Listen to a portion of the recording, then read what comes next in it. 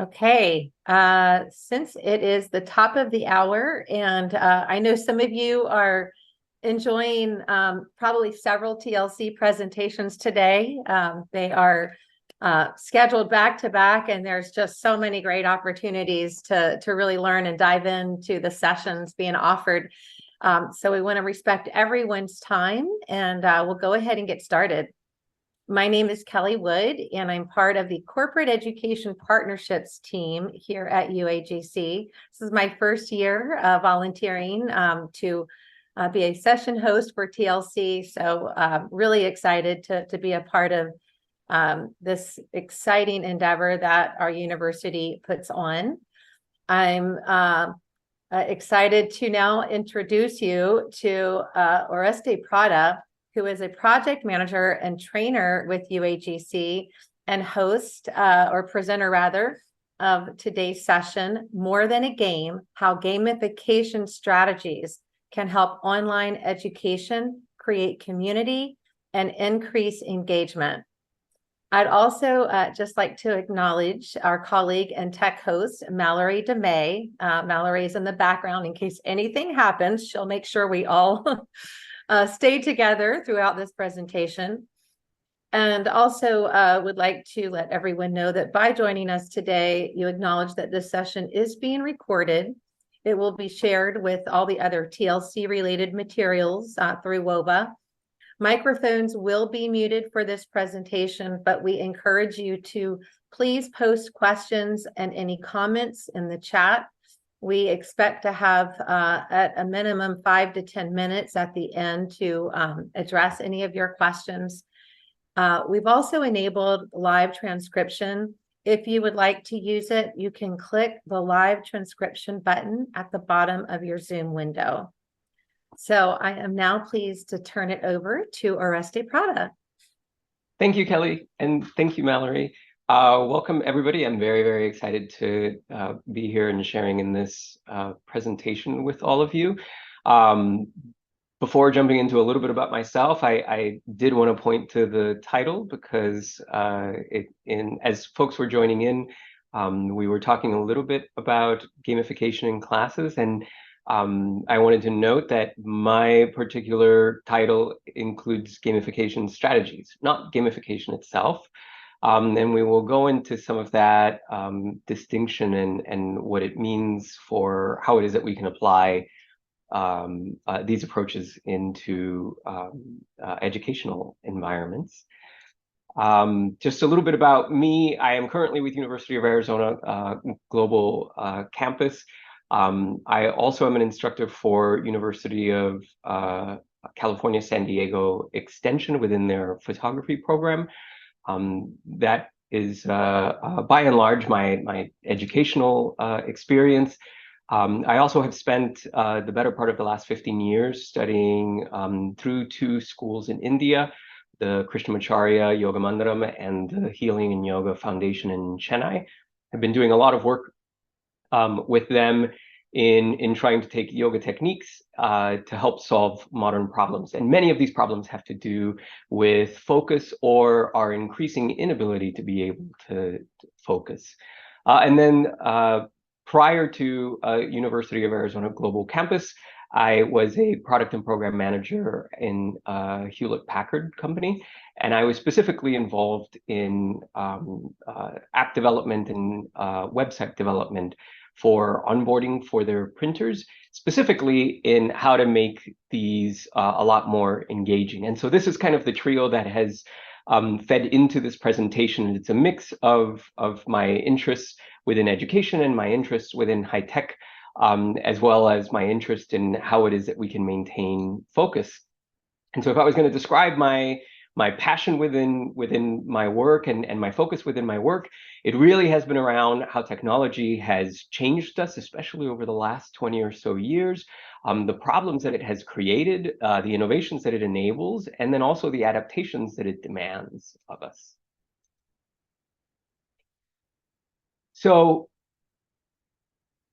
attention is really today's currency in many ways, right? So mobile devices and social media and our increasing amount of time online and connected has meant that the world has evolved around us so that companies are now interfacing with us so much more through many of these systems and constantly trying to grab our attention, oftentimes to get us to engage with the particular products, to get us to be interested in their particular products, or just to keep us on so that they're able to sell advertisements. If we look at some data from the Pew Research Center, within 18 to 29-year-olds and 30 to 49-year-olds, almost 100% own a smartphone within the United States. And just over 80, almost 85% of folks within this demographic express being on social media regularly. And about half of the folks, or just under half, express the sentiment of almost always being online. So we are a community that over the last 20 years has really shifted our focus from interacting in the real world, as we might say, versus now engaging with our screens, whether those screens are televisions, whether those screens are our computer screens, and certainly now with smartphones. And I think, Mallory, this is where we have our one survey that we wanted to take so that you can kind of get a sense for yourselves about how true this is. So our question is, how regularly do you use social media? And of course, this includes Facebook, Instagram, TikTok, Twitter, LinkedIn, Reddit, Pinterest, YouTube, Snapchat, WhatsApp, or Venmo. And the options are daily, weekly, rarely, or never.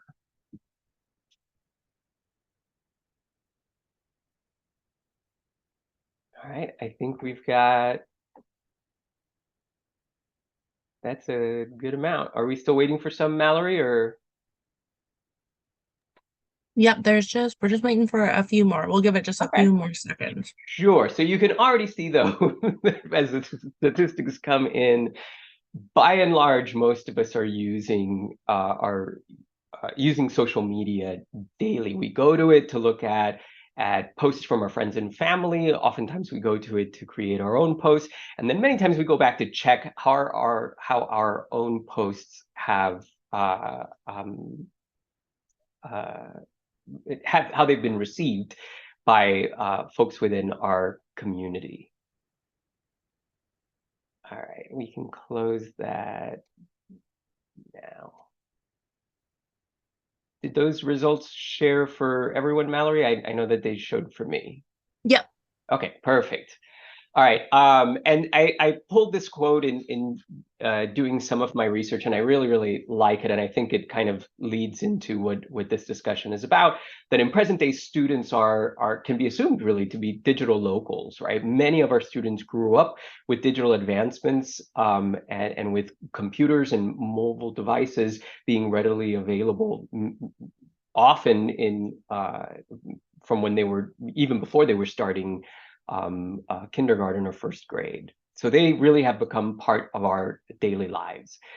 Now, as a result of this, we have also seen our own habits change, and our screen attention span in particular has been looked at by a number of different groups that are interested in how we have evolved our habits in focus. Specifically, the data that I'm showing here is from Gloria Mark, who's a PhD that has largely focused in this area. She has written a book called Attention Span, a groundbreaking way to restore balance, happiness, and productivity. And within her data, which spans a number of decades, she was seeing that in 2004, and this was largely before the onset of smartphones as we know them today, on average, our screen attention span was about 150 seconds. So just over 2 minutes, about 2.5 minutes. And the screen attention span was defined as, if I'm looking at a particular screen, how long before something takes my attention away from that screen? How long can I read? How long can I, scrutinize whatever it is that I'm looking at? And so 2004, we were at around 2.5 minutes, right? 2012, a decline was seen to just below 80 seconds. So just over a minute before our attention was taken away from one screen either to another screen or to something else. And by 2019, we were well below a minute. We were just about 45 seconds. So attention spans on average have been reduced significantly just in the last 20 years. And this is something that we have to contend with within education, certainly, but really almost everywhere in our lives. And Mark had this wonderful quote that speaks to the fact that, every time we are interrupted within our focus from something that we should be focusing on, whether that is work or something educational, something occurs, right? There's a switch in our attention to something else, but it leaves a little bit of a residue. And from the yoga side, the way that I have learned it, that residue is really a habit. So not only is something taking our attention away, but we are actually developing a habit of jumping from one thing to another, which is really how we have become a multitasking society.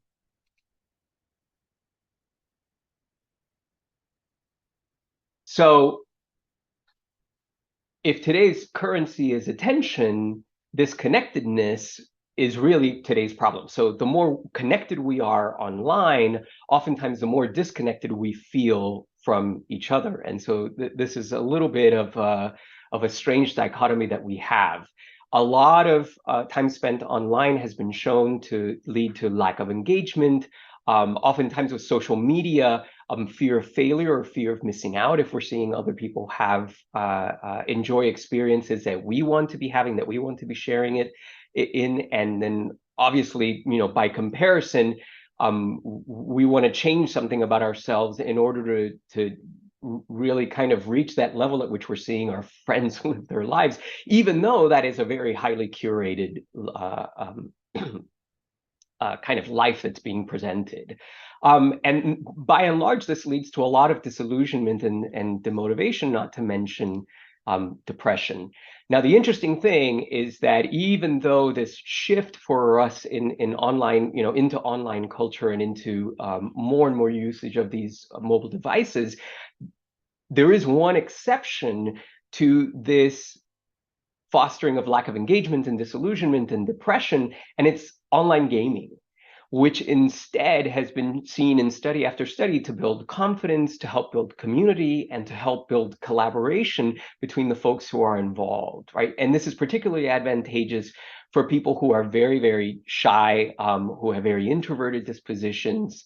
And so it's kind of been an interesting thing that online gaming, even though, by every other measure pretty much looks the same as what we might be doing online with social media, has this very different effect.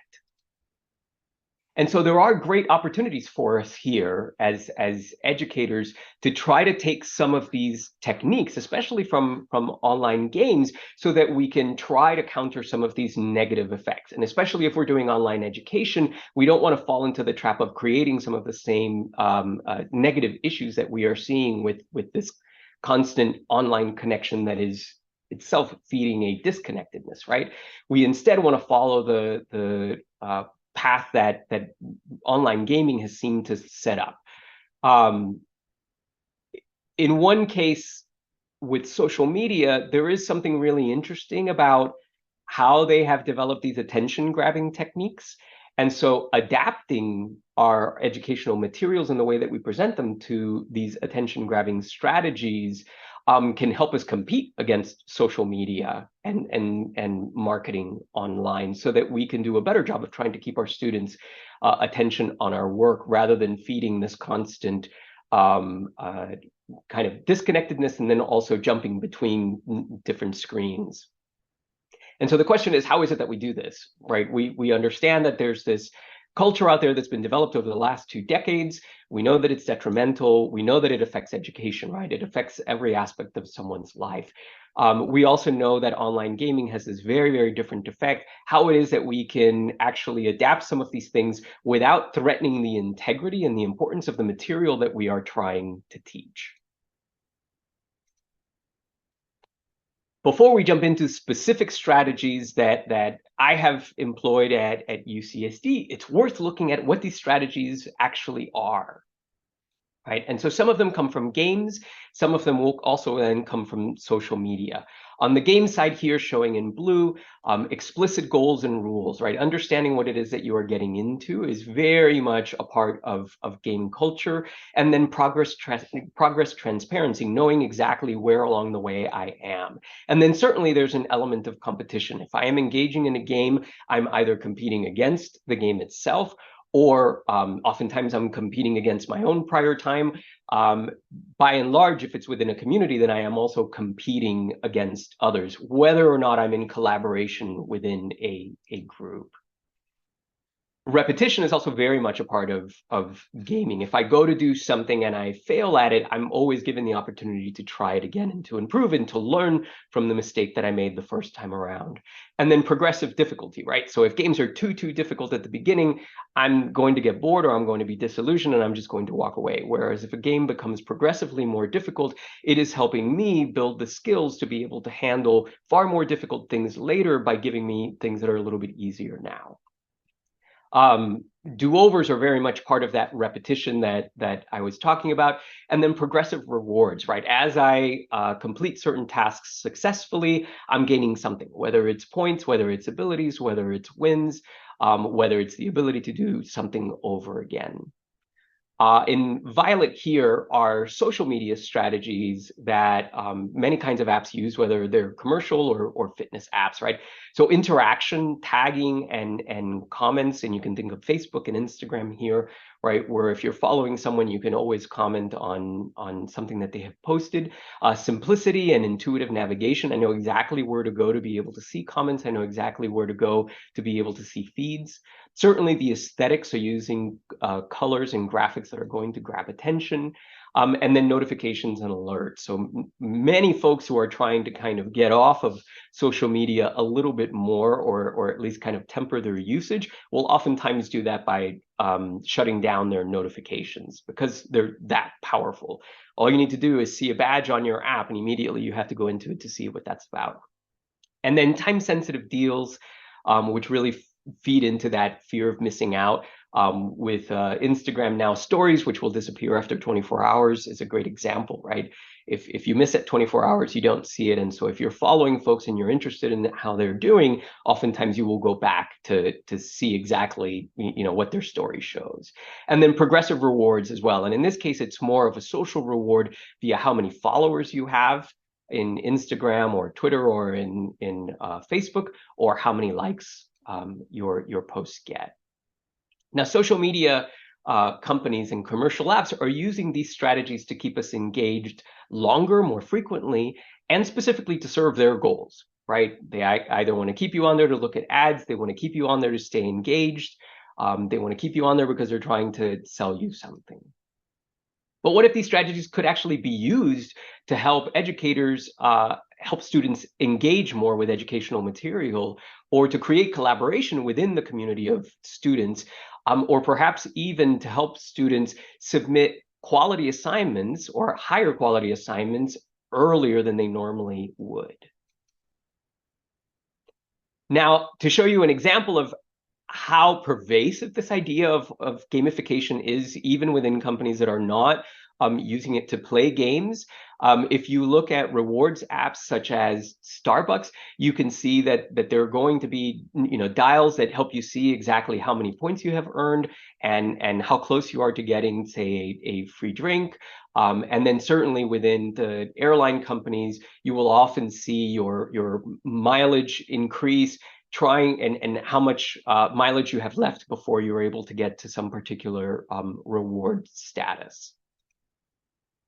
Nike is really interesting among companies because it sells shoes, right, and apparel, and so there's nothing there in terms of how to gamify. However, what they can do is the folks who are buying their products are using them for fitness, and so in allowing folks to enter their own information, show how much they have run, etc., they can create a community that is constantly comparing against one another, and that helps keep folks engaged with their product in addition to with each other. And then, of course, Weight Watchers. So there are a number of companies that are using these in what I consider in the benefit of their users. So in gamifying, providing information about healthy eating habits, it's helping folks stay connected. So whether it's how many days they have tracked their meals and their calorie consumption, or how many days left till they complete the month, etc. So some folks are definitely using it in helpful ways. And then, of course, there are numerous apps. Duolingo is one of my favorite among them for folks who are trying to learn a new language, which is using these gamifying strategies, helping folks earn extra points, and those points then earn them the ability to earn double points, or to climb up in a leaderboard. And then, of course, it gives you the opportunity to celebrate the person as well. So when you meet a particular deadline in time, or you reach a certain level of points, or you reach a certain number of continuous days that you have been using the app, it gives anyone that you're connected to the opportunity to help celebrate you, which I guess, again, is some of that lovely social reward and social feedback. So I'm going to go into how it is that I have used gamification strategies in my classes. And I want to draw the distinction here is that I have not gamified. I haven't turned what it is that I have delivered into a game. I don't have experience with. What I have experience with is taking some of these components of games and of social medias and feeding some of those strategies into the way that I relate the work. And so on the left side here, you will see in these bullets some of these different strategies that are used for games and for social media. And then highlighted are the ones that I was trying to touch on with my particular approach. So in this case, the goal of quizzes being learning in my classes was one of the ways that I opted to kind of take some of these game strategies and social media strategies and apply them into my class. Probably the most controversial part of this was that my students were allowed to retake their quiz up to 5 times. So every time there was a quiz and they knew it up front, they were allowed to take it 5 times. They would see the answers after the first time they took the quiz. So they could see exactly what they had gotten right and when they had gotten wrong.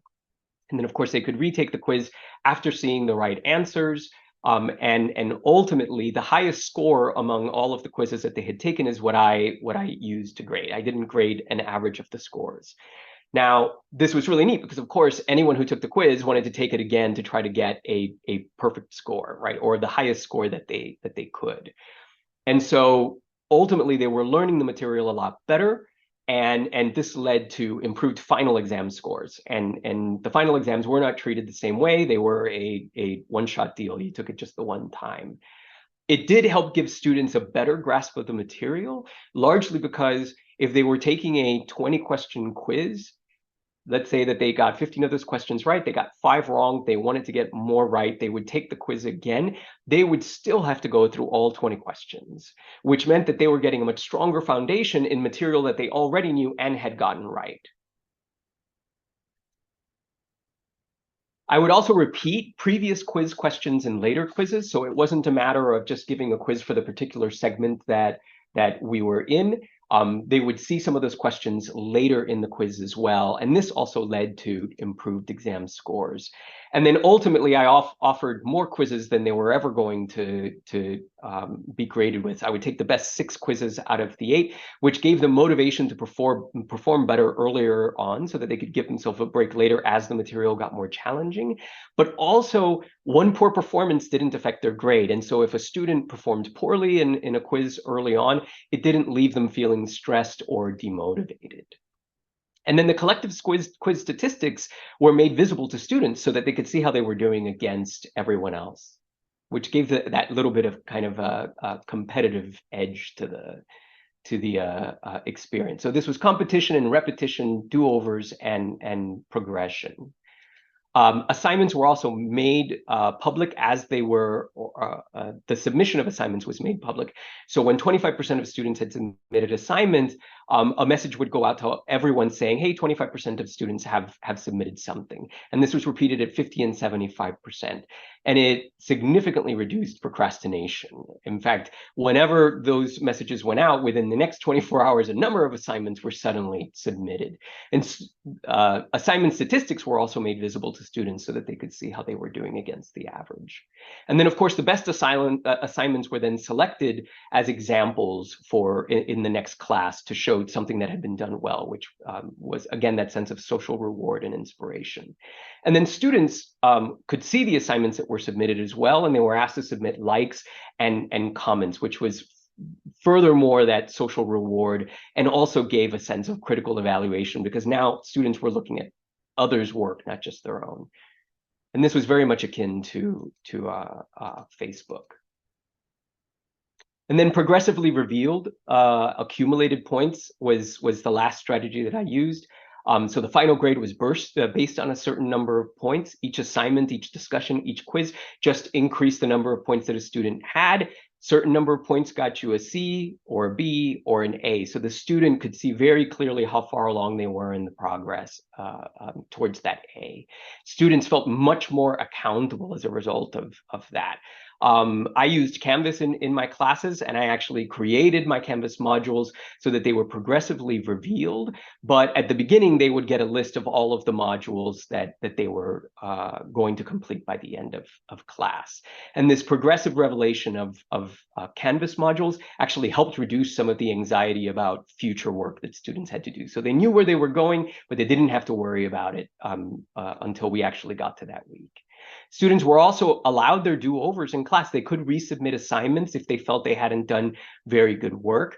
And again, that was a reinforcement of the material. It kind of fueled this idea of, I know that I can do better. And then my slower learners were not penalized. Folks who take a little bit longer to process material actually could take that time and resubmit. And ultimately what mattered is that they learned the material by the end of class. And then again, more assignments than needed were offered for students to receive an A grade. Lowest scores being dropped. Here's a little bit of feedback from students, and it was by and large very, very positive. So many students relayed that this teaching style was spot on for them. They really liked kind of the mix of things and how they were revealed to them. They really liked the way that the class was constructed, and felt, and indeed were right, that it allowed us to cover much more material. Many students really, really liked the variety of materials and the approaches, and they felt that it was not like any course they'd ever taken. And they also felt that it was really nice that if you didn't get things the first time, you didn't actually just miss your opportunity. You could do it again. And so it meant that it was a lot of material, but they felt that it could be manageable. They also loved being able to interact with other classmates, and felt that getting those additional perspectives and ideas were very useful for them. So to close, we're really at a place where we have new challenges because of social media and the effect that it has had, because of phones and the effect that they have had in our lives, but it also offers us new tools. We are in constant competition for student attention via social media and streaming services and online retailers. We're dealing with the fact that average attention spans have dropped, but we can actually take some of these strategies and in very simple ways, apply them to be able to enhance good learning habits within our students and to create community and connection. And we do have some really great examples in Kahoot and ClassDojo as other forms that have taken gamification and applied them to classes, or even things like SmartyPig, which applies it to finances and Weight Watchers. And of course, you can benefit from gamification strategies without having to make your class a game, which is usually the biggest resistance that folks have to it. Some of these strategies were very simple to apply, and not all of them have to be used. Ultimately, you want to be able to be creative. You want to be able to explore and try something, and if it works, great, and if it doesn't, it doesn't. And you do ultimately want to honor the student and the material. So some material and some students may respond well to some strategies, others may not, and you really just have to test out what it is that works. And then one last plug, since I am at UAGC now as a project manager, and I was allowed to to mention this. We are in the midst of what we are calling our digital transformation, where we are looking at what the next few years will look like in education. And gamification is one of these things that is really of interest to us. So we are exploring how it is that we can make some of these tools much more automated. What I showed today was pretty manual, but very effective even as manual. So we are looking at ways of making these kind of strategies and approaches much more approachable for instructors. That's my material. Excellent. Thank you so much, Oreste. I know we are just right now at time, but for those of you that might be able to stick on for a moment, we did have a couple of questions, Oreste. So Sure. one that came through asks, you had mentioned that we are more connected than ever. What do you mean by connected? Connected to what? If you could just clarify what you meant by that statement. Sure. I mean, we're certainly more connected online, right? We have access to much more information than we ever had before. It's very easy for us to figure out how to translate something into a language that we know very little about. We can also connect to people across the ocean very, very easily. In a way, we are also more connected to each other. I myself was born in Cuba. When I left a lot of family behind. Social media was actually what allowed me to reconnect to many of them. And so in many ways, we are more connected than ever before. And unfortunately, it has made us a little bit more disconnected in many ways because of the habits that we have developed. Thank you. And is there one piece of advice or a resource that you can recommend to anyone who's attending today's session who would be interested in really taking that first step to implement gamification into the classroom? Sure. So I have this slide that actually has some of the resources that I find the most useful. The one all the way on the right is by Carl Kapp. And this is really applying specifically gamification in learning and instruction. And then also the one on the left, Gamify by Brian Burke, is also talking about how gamification can be used to help folks be motivated. I also include Hooked because this is more about behavior, and it is products overall, not just within education. But I do find that it's an amazing resource for anyone who's trying to better understand how human beings think, what it is that motivates us, and kind of where we're at now in this world of smartphones and social media. So these are all wonderful places to start. For any of you who are really big into looking up research papers, there's tons and tons of research being done in gamification. You just have to use that term, and you will find all kinds of amazing research that is being done today and has been for the last 5 to 10 years. That is a really nice starting point. But Carl Kapp's book is probably within our context of learning the one that is going to provide the best insights. Thank you so much, Oreste. I know this has been incredibly helpful and inspiring to those who attended. For those that do have to jump off, I want to remind everyone that this session was recorded, so you'll be able to find this full presentation in your TLC resources. There's also, I did include the link to our survey. We would be very grateful for you to take just a moment and complete that brief survey. That's always helpful for our feedback and further development.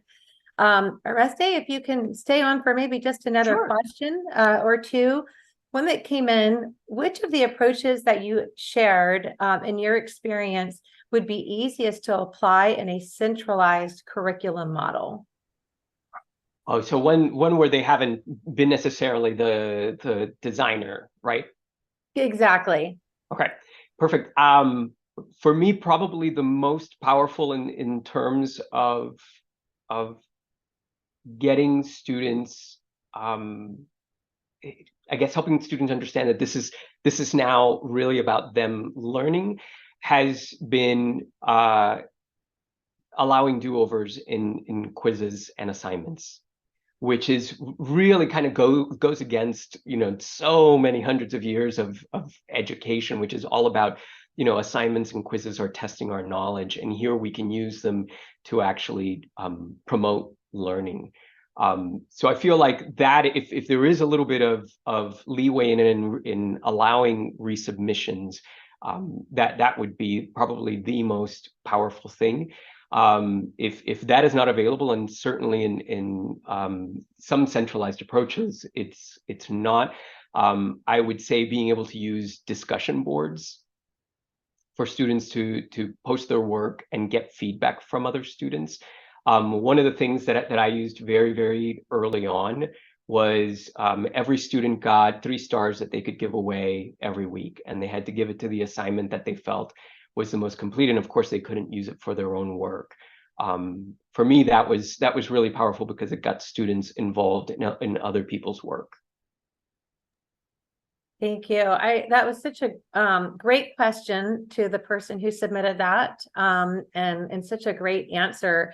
I'm sure I speak for so many that gamification can be a game changer, is a game changer, and so empowering, just as social media has been empowering to us. And if we think of all the positives and we take away from this presentation just what a positive game changer gamification can be. Thank you again so much. And thank you everyone for attending this session. Please go out to your WOVA TLC materials and you'll be able to find this recorded session soon. I imagine it might be at least a day till we get it up there. Thank you all. Thank you, Kelly, and thank you, Mallory, for helping out. It's been fun. Thanks, everyone. Have a great day.